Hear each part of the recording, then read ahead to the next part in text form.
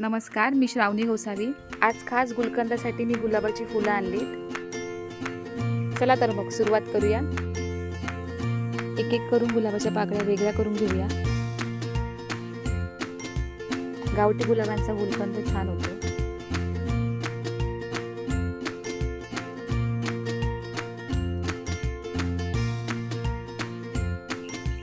पाकळ्या स्वच्छ धुवून घेऊया।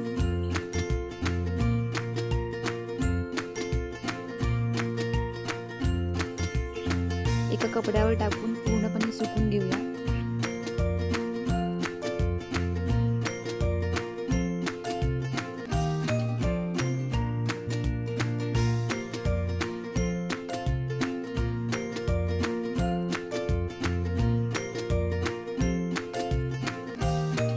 मिक्सरला खडीसाखर, वेलची, बडीशेप बारीक पूड करून घ्यायची।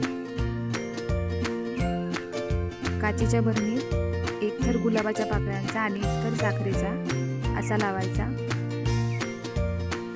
बरणी 8 ते 10 दिवस उन्हात ठेवायची आहे।